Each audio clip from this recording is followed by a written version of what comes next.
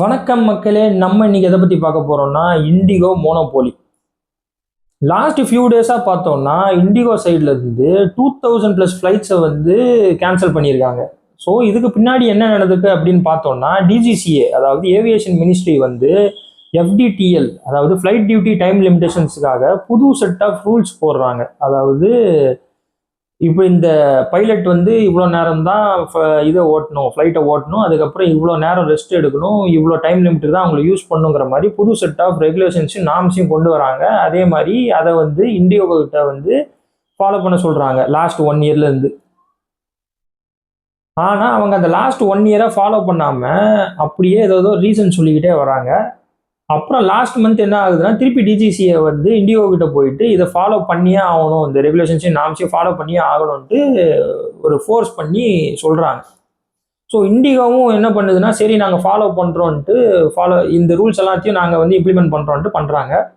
ஆனால் லாஸ்ட் மினிட்ல வந்து என்ன சொல்கிறாங்கன்னா உங்கள் டைம் லிமிட்டேஷன்ஸு அதுக்கப்புறம் இந்த பைலட்டுக்கு நீங்கள் சொன்ன மாதிரி நாங்கள் வந்து ரெஸ்டெல்லாம் கொடுத்துட்டு பார்த்தா எங்கள் ராஸ்டர் அதாவது ஒவ்வொரு ஜேர்னிக்கு வந்து ஒரு பைலட் வந்து அசைன் பண்ணுவாங்களா, அது ராஸ்டர்லேருந்து ஒரு பேசிஸில் எடுப்பாங்க. ஸோ அந்த ராஸ்டரில் வந்து எங்களுக்கு போதுமான அளவு பைலட்ஸே இல்லை, அதனால நாங்கள் இவ்வளோ ஃப்ளைட்ஸை வந்து கேன்சல் பண்ணி தான் ஆகணும்ட்டு கேன்சல் பண்ணுறாங்க.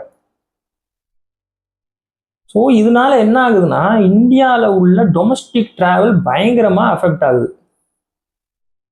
ஏன்னா இப்போ நம்ம பேசஞ்சர்ஸ் எல்லாருமே ஒரு இடத்துலேருந்து இன்னொரு இடத்துக்கு போக வேண்டியவங்க எல்லாருமே ஒரே ஏர்போர்ட்டில் வந்து ஸ்டாண்டர்டாக இருக்காங்க. ஃபாரினர்ஸும் அதாவது இந்த டூரிசம்காக வந்திருப்பாங்க ஃபாரினர்ஸும் சரி, லோக்கல்ஸில் இருக்கிறவங்களும் சரி, எல்லாருமே ஸ்டாண்டர்டாக ஏர்போர்ட்டில் மாட்டிக்கிட்டு சாப்பாடு இல்லாமல் தண்ணி இல்லாமல் அங்கே ஏர்போர்ட்டில் உள்ளவங்க கூட வந்து இந்த இண்டிகோ சைடில் உள்ளவங்க கூட வந்து பயங்கரமாக சண்டை போட்டுக்கிட்டு இருக்காங்க. அப்படியே அந்த சுச்சுவேஷனை பார்த்தா பயங்கர கேயாட்டிக்காக இருக்குது அங்கே சுச்சுவேஷன். ஸோ இதுதான் இந்த இண்டிகோவோட இன்சிடெண்ட். ஸோ இந்த எஃப்டிடிஎல் வந்து ஒரு குறிப்பிட்ட ரூல்ஸ், அதுவும் அப்டேட்டட் ரூல்ஸ் என்ன அப்படின்னு நம்ம பார்த்தோம்னா ஒரு பைலட் வந்து 10 hours கண்டினியூஸாக ஃப்ளைட் ஜேர்னி பண்ணிட்டாருன்னா அவருக்கு வந்து 2 லேண்டிங் தான் கொடுக்கணும், அதுக்கு மேலே லேண்டிங் கொடுக்கக்கூடாது.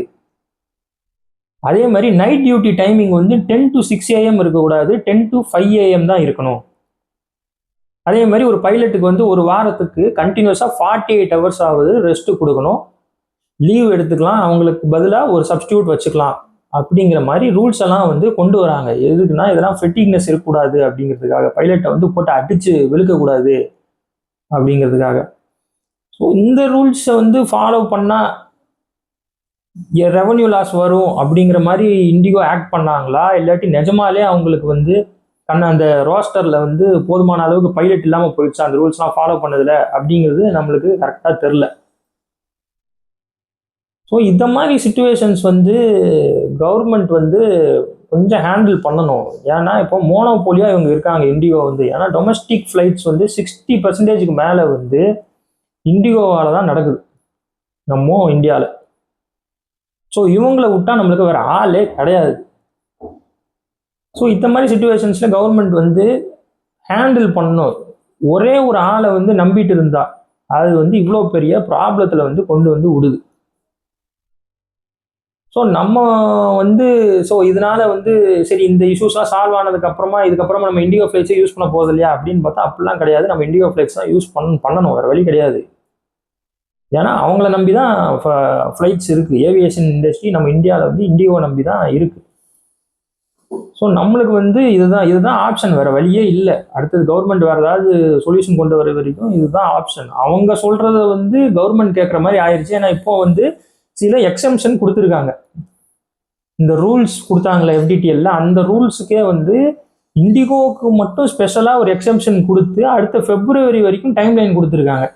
ஏன்னா இப்போ எப்படி ஆயிடுச்சு பார்த்தீங்கன்னா கவர்மெண்ட் அதாவது இந்த டிஜிசிஏ போட்ட ரூல்ஸை அவங்க ஃபாலோ பண்ண முடியாமல் இவ்வளோ இஷ்யூஸ் வந்துச்சு. கடைசியில் பார்த்தா அவங்களுக்காக தனியாக ஒரு எக்ஸப்ஷன் கொடுத்து நீங்கள் February வரைக்கும் எடுத்துக்கோங்கன்ட்டு அவங்களுக்கு எக்ஸப்ஷன் கொடுக்குறாங்க. ஆக்சுவலாக கவர்மெண்ட் வந்து இவங்களை கண்ட்ரோல் பண்ணல, இவங்க தான் அவங்கள இன்டைரக்டாக கண்ட்ரோல் பண்ணுற மாதிரி ஒரு சுச்சுவேஷனில் வந்துருச்சு. இதுதான் வந்து மோனோபோலி எஃபெக்ட்.